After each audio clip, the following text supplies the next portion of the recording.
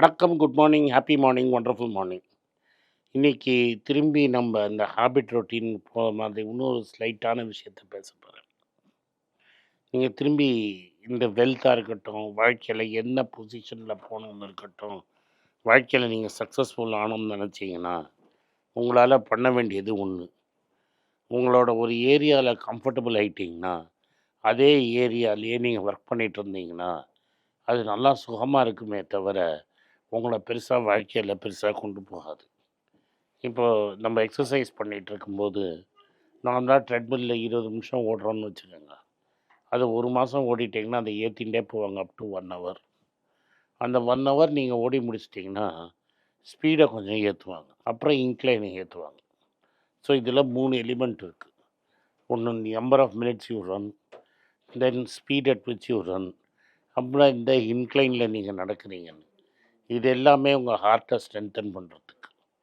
ரொம்ப நாள் கழித்து நீங்கள் பண்ணுறீங்கன்னா உங்களை ஃபஸ்ட்டு டைமில் தான் விடுவோம், அதுக்கப்புறம் ஸ்பீடை மெதுவாக ஏற்றுவோம்.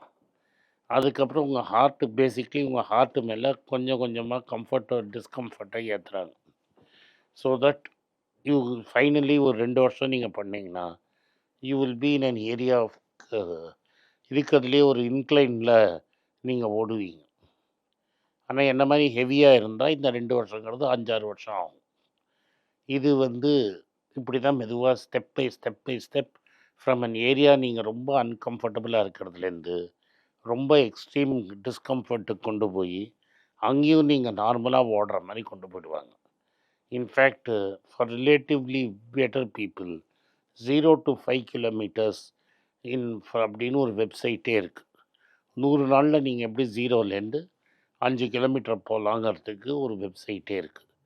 இதை ப்ரோக்ரெசிவாக from an area of comfort to a complete area of discomfort எப்படி கொண்டு போகிறாங்கங்கிறதுக்காக நான் சொன்னேன். இதே மாதிரி தான் வாழ்க்கையும். வாழ்க்கையில் நீங்கள் கம்ஃபர்டபுளாக இருக்கிற வேலையை பண்ணிகிட்டே இருந்தீங்கன்னா எங்கேயுமே போக மாட்டீங்க. இந்த கிளர்க்கு பேங்க்கில் பப்ளிக் செக்டர் பேங்க்கில் அந்த காலத்தில் கிளர்க்கர், இப்போ நான் பப்ளிக் செக்டர் பேங்க் போகிறதுல எனக்கு தெரியாது. மெதுவாக அந்த கிளரிக்கல் போஸ்ட்டே காலி பண்ணிட்டாங்க. இப்போது எல்லாரையும் மேனேஜராக ப்ரமோட் பண்ணி எல்லாரையும் வேலை வாங்குற மாதிரி ஆகிடுச்சாங்க. ஏன்னா காம்படிஷன் அது மாதிரி ஆகிடுச்சு. நான் சொல்கிறது 90s and early 2000s and 91க்கு முன்னாடி. கிளர்க்குன்னு ஒரு பெரிய கீழே இருப்பான். அவங்க நார்மலாக என்ன பண்ணுவாங்க, படித்து எக்ஸாம் எழுதி பாஸ் பண்ணுறோம். அவனுக்கும் மேனேஜருக்கும் சம்பளம் 1000 ரூபா 2000 ரூபா தான் வித்தியாசம் இருக்கும். அவன் மேனேஜராக ப்ரமோஷனே வாங்க மாட்டான். ஏன்னா மேனேஜராக ப்ரமோஷன் வாங்கினா பிரான்ச் மேனேஜராக போகணும், போட்டு கடன் கொடுக்கறதுக்கும் நீங்களே பொறுத்து இருக்கணும், டெபாசிட்டுக்கும் நீங்களே பொறுப்பு எடுத்துக்கணும், கடன் வாங்குறதுக்கும் நீங்களே எல்லாமே நீங்கள் பண்ணியிருக்கணும். நான் சொல்கிறதெல்லாம் 15-20 வருஷத்துக்கு முன்னாடி. இந்த கிளர்க்குங்கிறவன் கம்யூனிஸ்ட் யூனியன் ப்ரொடெக்ஷனில் இருப்பான். இதுதான் நம்ம சேப்பு சட்டையோட லாஜிக் தமிழ்நாட்டுக்கு. நீங்கள் எங்கே போய் யாரை வேணால் 20 வருஷத்துக்கு முன்னாடி பப்ளிக் செக்டர் பேங்க்கில் இருந்தவங்களுக்கு கேளுங்க. அவன் என்ன பண்ணுவான், சேப்பு சட்டையை மாட்டின சேப்பு சட்டை ப்ரொடெக்ஷனில் வேலையே செய்ய மாட்டான். ஆனந்த விகடன், குமுதம், கல்கி அதுக்கெல்லாம் சேல்ஸ் ஆக வேண்டாமா, அவங்க எடுத்துகிட்டு வந்தாங்க உட்காந்து படிச்சுட்டுருப்பான், வேலைக்கே போக மாட்டான். கிளைண்ட்டு வந்தால் கிளைண்ட்டை காலில் கையில் விழுந்து கிளைண்ட்டாக சர்வீஸ் வாங்கிட்டு போகணும். மூஞ்சில் தெரிஞ்ச மாதிரி பேசுவான். இது மாதிரி இருக்கும். பெரிய கிளைண்ட்டாக இருந்தால் மேனேஜரே குமாஸ்தா மாதிரி தேங்க்ஸ் சொல்லி காலில் விழாத குறையாக கொடுத்து சர்வீஸ் கொடுத்து எடுத்துகிட்டு போவாங்க. 91க்கு முன்னாடி இன்னும் மோசம். கடனே கொடுக்க வேண்டாம்ல, டெபாசிட் வாங்கி கவர்மெண்ட் எடுத்துக்கும் அப்போ இந்த டெபிசிட் அடைக்கிறதுக்கு. அதனால் அப்படியே ஃபேட் கேட்ஸாக இருந்தாங்க. 91க்கு அப்புறம் தான் அது மாறிடுச்சு. நான் இப்போ இந்த ட்ரெட்மில்லில் சொன்ன மாதிரி நான் இங்கே ஏற்றுறத கண்கூட பார்த்தேன். காம்படிஷன் வந்தது. காம்படிஷன் வந்தோடனே முதல்ல இவங்க ஒன்றும் கண்டுக்கல, யார் வேணால் எடுத்துகிட்டு போடான்னு. போக போக போக என்னாச்சு, அடுத்த ஒரு கவர்மெண்ட்டுக்கு எல்லாருக்கும் விஆர்எஸ் கொடுத்து அனுப்பிச்சிட்டான். விஆர்எஸ் கொடுத்து அனுப்பிச்சப்பறம் அந்த நல்ல எவன்லாம் வேலை செய்வானோ அவன்லாம் காசை வாங்கிட்டு பென்ஷனையும் அஷ்யூர் பண்ணிக்கிட்டு போய் ப்ரைவேட் செக்டர் பேங்க்கில் சேர்ந்துட்டான். இந்த பப்ளிக் செக்டர் பேங்க்கில் இருந்த மேனேஜரு எந்த மேனேஜர்லாம் வேலை செய்வானோ அவன் விஆர்எஸ்னு ஒரு பெரிய அமௌண்ட்டையும் வாங்கிட்டு போனஸையும் பென்ஷனையும் ஃபிக்ஸ் பண்ணிக்கிட்டு போய் இந்த கிளைண்ட்டு நல்ல கிளைண்ட்டையும் தூக்கிட்டு போய் HDFC பேங்க்கு அது மாதிரி இடத்துலலாம் போய் உட்காந்துக்கிட்டோம். அப்போல்லாம் டைம்ஸ் பேங்க்னு ஒன்று இருந்தது. அதெல்லாம் ஹெச்டிஎஃப்சி பேங்க்கோட மர்ஜ் ஆயிடுச்சு. அதெல்லாம் எனக்கே சொந்தக்காரங்கலாம் இருக்காங்க. அவன் என்ன பண்ணான், இங்கே வந்து ரூ. 40,000 ரூ. 50,000 சம்பளம் வித் பென்ஷன் மைண்ட். நான் சொல்கிறது இதெல்லாம் 25 வருஷத்துக்கு முன்னாடி. நீங்கள் வந்து 90ஸ்ல இருந்த சம்பளம் 35 வருஷத்துக்கு 35 வருஷத்துக்கு முன்னாடி இருந்த சம்பளம். 2002ல தான் இந்த பேக்கேஜ் வந்தது. இங்கே ஃபுல்லாக பென்ஷனையும் வாங்கிட்டு 60 வயசில் பென்ஷன் வரும்னு விஆர்எஸில் ஒரு 30-40 லட்ச ரூபா வாங்கி அதை இன்வெஸ்ட் பண்ணிட்டு சேஃபாக 1 லட்ச ரூபா சம்பளத்துக்கு போய் டபுள் சேலரியில் போய் ப்ரைவேட் செக்டரில் உட்காந்துக்கிட்டோம். இங்கே இருக்கிற சர்வீஸ் எல்லாம் அங்கே போட்டு பிஸ்னஸை க்ரோ பண்ணோம். இதே மாதிரி தான் லைஃப் இன்சூரன்ஸில் நல்லா வேலை செய்கிறவன்னா வேலையை விட்டு ஐசிஐசி எல்லா இன்சூரன்ஸ் கம்பெனிக்கும் போனோம். அங்கே ஒரு 5-6 வருஷம் அவங்க நாலேஜை ட்ரான்ஸ்ஃபர் பண்ணாங்க. நான் என்ன சொல்ல வரேன்னா, எவன்லாம் கம்ஃபர்டபுளாக சுகமாக இருந்தானோ அவன் தான் அப்படியே பேங்க்கில் தங்கினான். இந்த விஆர்எஸ்ல ஒழிச்சப்புறம் அந்த பேங்கிங்கில் 1980ஸ்ல ஒரு வேவ் வந்தது. ஒரு 2010க்குள்ளே அதை ரிட்டையர்மெண்ட்டாக எல்லாரும் போயிட்டான். Quality of banking in public sector bank ஒரேடியாக குறைஞ்சிருச்சு. இப்போது ஆளே கிடையாது. பப்ளிக் செக்டர் பேங்க்கில் பிஸ்னஸும் கிடையாது. நல்லா வேலை செஞ்சதுனா கட்சி மாறி எங்கேயோ போயிட்டான். No wonder public sector bank இப்படி தவிக்குது. இப்போ நான் 2 கதை சொல்லிட்டேன் உங்களுக்கு. ஒன்று வந்து ட்ரெட்மில்ல எப்படி ஓடணும், 0 to 5 கிலோமீட்டர்ஸ் எப்படி போகணும், பப்ளிக் செக்டர் பேங்க்கில் இருந்த ஆனந்த விகடன் குமுதம் படித்தவங்க கதையெல்லாம் என்ன ஆச்சுன்னு. அவங்க வாழ்க்கை நாசமாக போச்சு. ஏன்னா அப்படியே இருந்து அப்படியே பெஞ்சை தேய்ச்சி நீ பென்ஷன் வாங்கின்னு இருக்காங்க. அவங்க பசங்களுக்கு அது மாதிரி வேலை கிடச்சதுன்னா கிடைக்கல. இதில் இவங்க கம்ப்யூட்டர்ஸ்குள்ளே உள்ளே வரக்கூடாது, கம்ப்யூட்டர் வந்தால் வேலை போயிடும்னு போய் ப்ரொட்டஸ்ட்லாம் பண்ணாங்க. இது மன்மோகன் சிங் ஃபைனான்ஸ் மினிஸ்டராக இருக்கும்போது இங்கே வந்து ப்ரொட்டஸ்ட் பண்ண யூனியன் லீடர் ப்ரொட்டஸ்ட் பண்ணதை பற்றி மான்டேக் சிங் அவர் புத்தகத்தில் எழுதியிருக்கிறார்.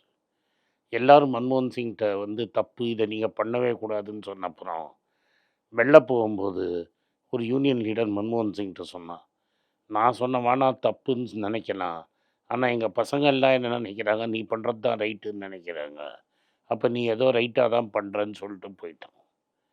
இது மாதிரி யூனியன் லீடர்ஸு அவங்க எம்ப்ளாயீஸை கம்ஃபர்டபுளாக வச்சுக்கணுங்கிறதுனால ஒரு பப்ளிக் செக்டருங்கிற பேங்கிங் இன்ஸ்டிடியூஷனே ஒழிஞ்சிடுச்சு. ஸ்டேட் பேங்க்கில் யூனியன் அவ்வளோ ஸ்ட்ராங் கிடையாது. அதனால் அடைச்சி உடச்சி எல்லாத்தையும் கையை காலை உடச்சி அதை ஒரு ப்ரைவேட் செக்டர் பேங்க் மாதிரி நடத்த ஆரம்பிச்சிட்டாங்க. எல்லா இன்சூரன்ஸுக்கும் அவன் வெளியில் முதல்ல ஒரு ஜாயின்ட் வெஞ்சர்லேருந்து ஆளை கூப்பிட்டு வந்து ப்ரைவேட் எம்ப்ளாயீஸை போட்டு வேலை வாங்கிட்டான். ஸோ அவன் வந்து இப்போ எஸ்பிஐ லைஃப்பில் வேலை செய்கிறவன் கவர்மெண்ட் எம்ப்ளாயி கிடையாது. எஸ்பிஐ ஜென்ரல் இன்சூரன்ஸில் வேலை செய்கிறவன் கவர்மெண்ட் சர்வெண்ட்டு கிடையாது.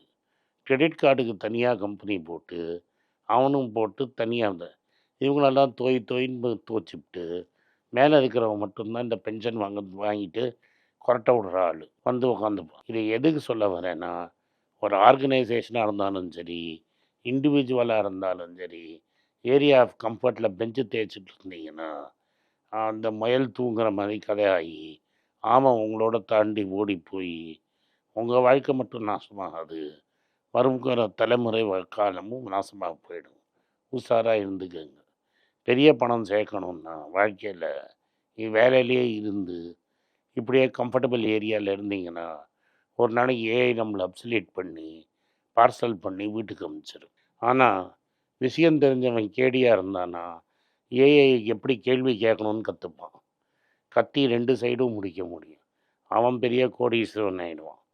ஏஐயை பற்றி நான் பேசும்போது யார்கிட்டையோ சொன்னேன், ஒரு 10 ஸ்டாக் அனலைஸ் பண்ணுறது எனக்கு 10 நாள் ஆகும்னா, ஏஐங்கிறது எனக்கு சூப்பர் கால்குலேட்டராக போய் 2 நாளில் அந்த 10 ஸ்டாக்கை துப்பிவிடும். என்னால் குயிக்கராக டிசிஷன் எடுக்க முடியும், மார்க்கெட்டில் இருக்கிற ஆப்பர்ச்சுனிட்டிஸ் எக்ஸ்ப்ளாய்ட் பண்ண முடியும், ஈஸியாக பணக்காரனாக முடியும். நீங்கள் ஏரியா ஆஃப் கம்ஃபர்ட்லேயே இருந்து அப்சலீட் ஆகிறீங்களா, இல்லை வர ஏஐ யூஸ் பண்ணி பெரும் பணக்காரனாக மாறுறீங்களாங்கிறது உங்கள் கையில் இருக்குது. ஆப்பர்ச்சுனிட்டி எல்லார் கையிலையும் இருக்குது. கிளாடு எல்லாருக்கும் ஒன்று தான். யூஸ் பண்ணுறவங்க கையில் இருக்குது. கத்தி மாதிரி பழத்தை வெட்டுறீங்களா, கையை வெட்டிக்கிறீங்களான்னு நீங்கள் தான் முடிவு பண்ணணும். நன்றி, வணக்கம். இந்த வீடியோ உங்களுக்கு பிடிச்சிருந்ததுன்னா இந்த வீடியோவை லைக் பண்ணுங்கள், எங்கள் சேனலை சப்ஸ்கிரைப் பண்ணுங்கள், பெல் நோட்டிஃபிகேஷன் தட்டுங்க. இந்த வீடியோ முடிஞ்சால் உங்கள் சொந்தக்காரங்களுக்கும் ஃப்ரெண்ட்ஸுக்கும் அனுப்புங்க, அவங்கள பார்க்க சொல்லுங்கள். நன்றி, வணக்கம். வணக்கம்.